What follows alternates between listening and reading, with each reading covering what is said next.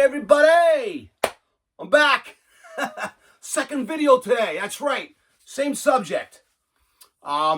Three bands who did their fourth album better. All right.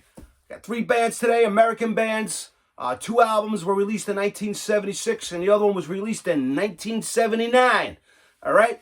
So let's just do this and do this. Kick it off. Number one, New York's finest, Kiss. That's right, Kiss Destroyer. Released March 15th, 1976. Approximately 34 minutes long. Yeah, it's kind of short. They made short albums back in the day. I think Van Halen's are even shorter. Produced by the great Bob Ezrin. Recorded here in New York. UK charts hit 22. Hit number 11 here in the US of A. All right. A lot of stuff with this album. As you guys know, this came right after Kiss Alive, which, okay, you guys just say, well, Kiss Alive is the fourth album. Well, if you want to get technical, yes, but this is Kiss's fourth studio album, so that's what I'm going by, all right? So settle down over there, you Kiss fanatics. Got an Ace shirt on. You can't be that mad at me. All right. This is my Japanese pressing, okay? It's gatefold. It looks like that.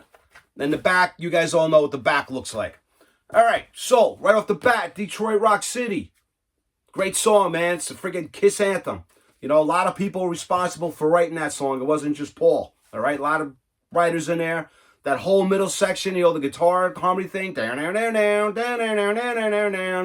Yeah, Bob wrote it, and then he showed Paul and Ace how to play it, all right? Whole bunch of stuff.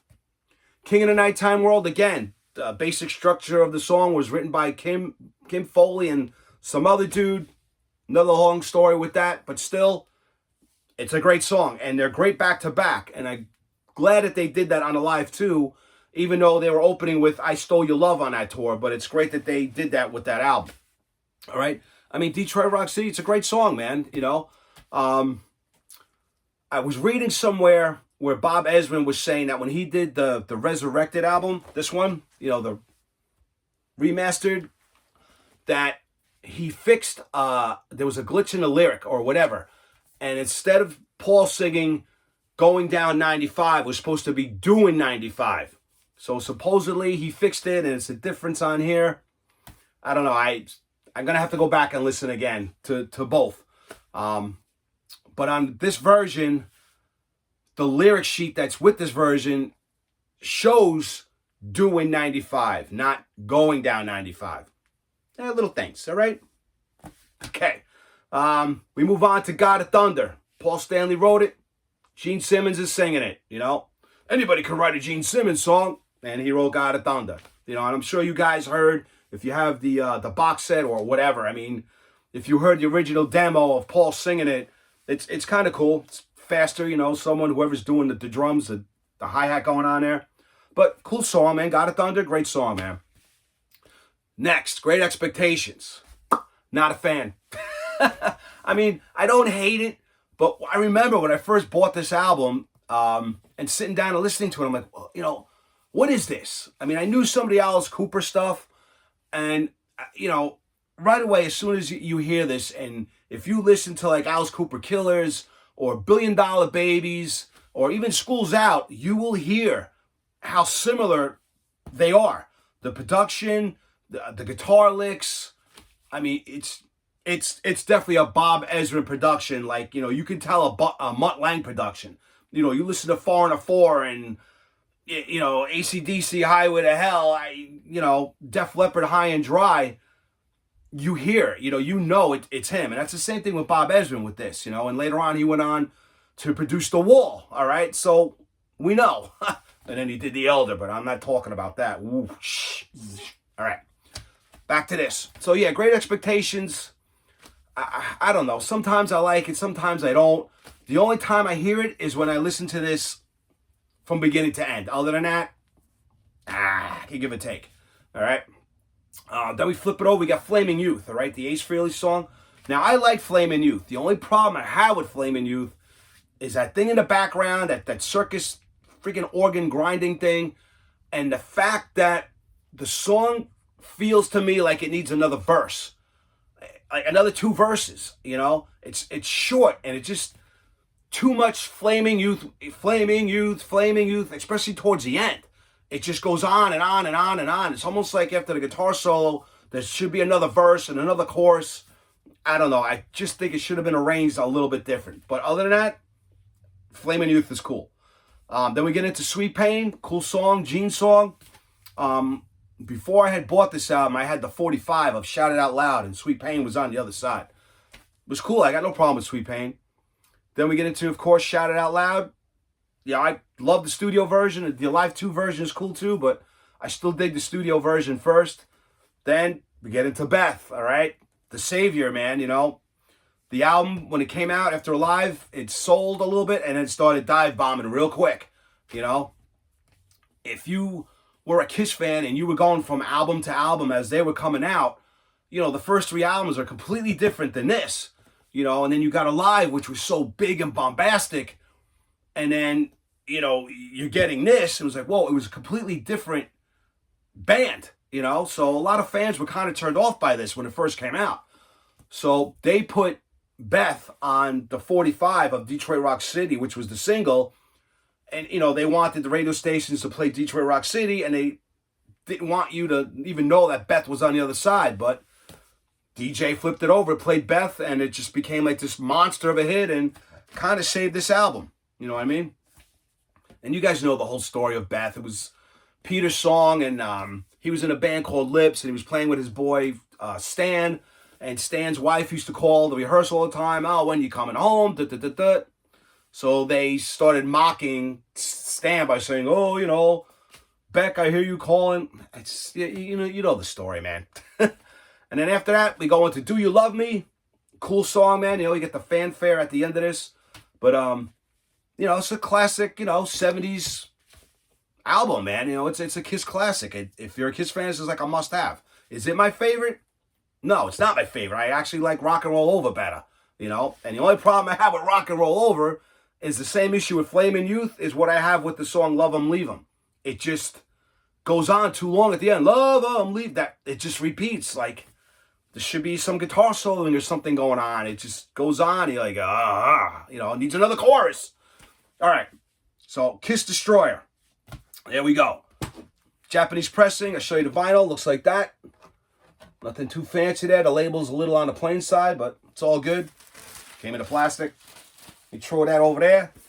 Comes with the lyrics. And like I said, the lyrics here are right. It says doing 95, not going down 95, the highway here in New York. All right, that's that. This opens up. Oh. All right. Kiss there. A little bio stuff there. All right. So, I mean, it's cool to pick up, you know, the Japanese pressings. You know, they come with all the cool extra inserts and whatnot. So this was the resurrected version, all right, that Bob Ezrin did and fixed and remastered and made it brighter and stuff. I mean, this sounds good. It's on orange vinyl. I actually got this from Walmart. Nothing fancy with the sleeve. All right, it's cool orange vinyl. And I also have the Destroyer box set. I just didn't feel like busting that out, all right? It's good enough. But I like the blue Casablanca label. I wish they would have kept that. It's better than when they remade it. Just my opinion. Put that back. This version here with the orange, I think. Yeah, there's nothing extra on this. It's just remastered. But the box set has like all the other cool stuff in it. So yeah, the other cover. The cover's pretty cool. You know, the problem with this was when they painted this, and, you know, and they got it. They're like, uh-oh, you know, you're showing the old costumes. You know, this was from the 75. They're like, we got new costumes. We can't show the old ones. And then they had to get the artist to make a whole new cover. All right, enough of Kiss. Second band, the other American band, it comes up. Aerosmith Rocks. All right, this came out in May 3rd, 1976. It's like 34 minutes long. Jack Douglas produced this. They recorded this in the Warehouse, W-H-E-R-E, in Massachusetts. And what's interesting is the engineer who did Kiss Destroyer is the same engineer here, this guy Jay Messina. Interesting. I just did the Kiss album, man. You guys are going to have to blow them away. But this is a great freaking album, man. All right? I mean, this was Aerosmith's pinnacle. I mean, to me, this is Aerosmith's best album. I'm sure a lot of people agree with that. Couple little things. Joe Perry, he wrote Back in the Saddle on a 6-string bass. And he said he was inspired by Peter Green from Fleetwood Mac. What else? You got Tom Hamilton. He plays rhythm guitar on the song Sick as a Dog, which he co-wrote with Steven. And Joe Perry says on Sick of the Dog that he played bass on the first half of the song, handed the bass to Steven Tyler, who played bass for the second half of the song till the end. And as he handed Steve the bass, he went and picked up the guitar and played the guitar for the rest of the song. Supposedly in one take. I don't know. It's something I read off if it's true or not. Maybe Joe Perry was just, busting chops on whether it's true or not. But yeah, man, great album. This was number 3 on the U.S. charts.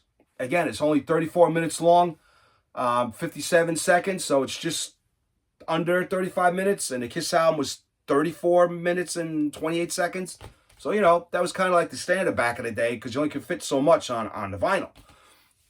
But great songs, man. Back in the Saddle, Last Child, Brad Whitford's Baby there, Rats in the Cellar. Oh, my God, great song. And at this time, Aerosmith were kind of like Rats. I mean, they were at the height, and a lot of things were, unraveling, and a lot of rats were scurrying around, the band, and a lot of things were going on. After Rats in the Cellar, you got Joe Perry's Combination. Still one of my favorite songs of all time. A great song. Flip It Over, you got Sick as a Dog. Kind of just talked about that. Nobody's Fault. Get the Let Out. Great song, man. Licking the Promise. Steven Tyler's Home Tonight. I mean, to me, this is all killer, no filler. Every song on here is great. My opinion, all right? I never get sick of this album. It's just amazing, all right? So that. Show you the album, a Japanese pressing. That was the label over there. Bada bing. All right, very cool. Clean. Came in a plastic. Then the inserts. Now, this was the poster that came with the American version. The pictures. And then this opens up as well. It's a little book. Okay. And then it actually came with the words. Rocks. And then the other side. All right. Very cool, very cool. All right, last band up. This is their 4th album as well. I got to stretch and get it. But this one came out in 1979. This came out 3 years later. And this one, I mean, you could tell it's got a little bit of a, I don't know if I could say like a punky edge to it, but not like the Clash or the Ramones. But it's got that attitude, certain songs, all right? Now, I love this band. One of my favorites. Little band from Chicago known as Cheap Trick. Yep, Dream Police. Again, this album is just all killer, man. Unbelievable. All right, this is gatefold. Even though this is the Japanese pressing, I mean, even the American version opens up to the gatefold. Great album. I mean, right off the bat, the first song, Dream Police, killer. Now, this was released September 21st, 1979, recorded out in LA at the record plant. Now, this was pushed back a little bit because their live album at Budokan had come out and just took off. So they waited a little bit to release this. This was produced by the great Tom Warman, who did Twisted Sister, and, a bunch of hair band guys. But great album, man. You gotta love Bundy Carlos on drums. I mean, his style, he's just so underrated on what he does. But anyway, so yeah, first song right off the bat, Dream Police. Great song, man. If you get the CD version of this, like the new remastered, they have a version of Dream Police on it without the orchestra stuff going on, and it's just as great. Right, you go from Dream Police, probably my all-time favorite Cheap Trick song on here, Way of the World. Oh, what a great song, man. Just kill it. It's a great freaking song. Way of the World. Song I can never get sick of. Just like Aerosmith's Combination, I can never get sick of that song either. Then we go into The House is Rockin', and this is where I'm talking about kind of where it gets its like attitude. You know, it's a great song, man.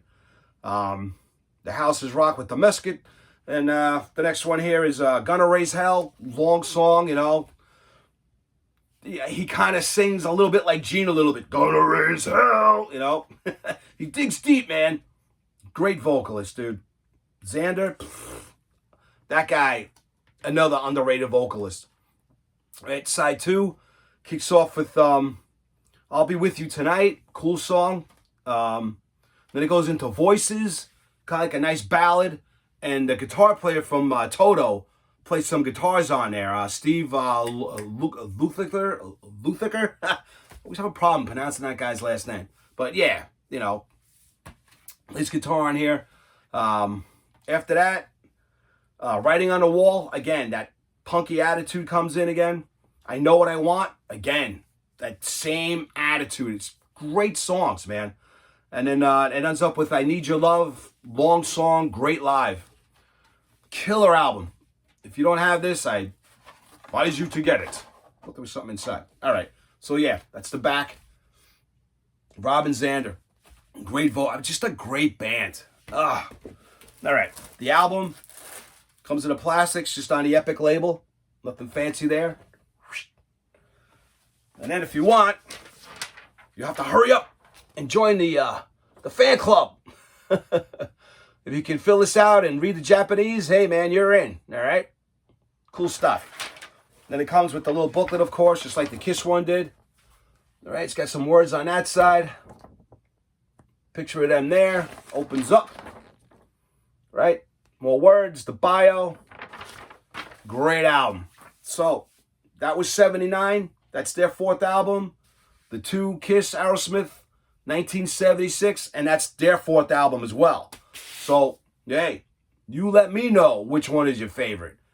I don't know. I would say out of the 3,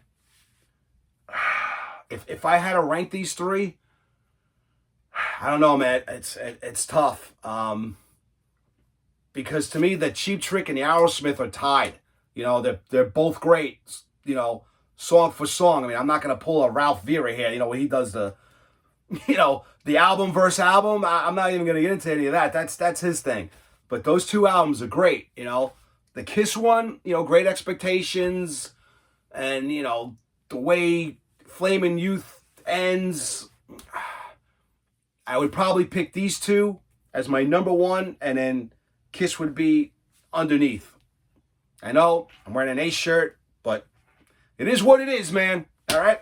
And then, you know, they had Ace didn't come in to play a song. You know, you got Dick Wagner playing there from the Alice Cooper band, and I think he plays acoustic guitar on Beth and Great Expectations as well. So, you know, Kiss was going through a lot of shit then. But anyway, that's it, guys. All right. So you let me know what you think about this, as well as the Priest, the Maiden, and the Sabbath, and then I'll get back to you, all right? Hey, like I said, it's Sunday, got work tomorrow, I can't stand here up all day making videos, all right? I gotta go. Hey, watch out for one another, it's a crazy world out there, all right? So peace out, buttercups, and I'll catch you on the next time, all right? See you later, Curly. Later.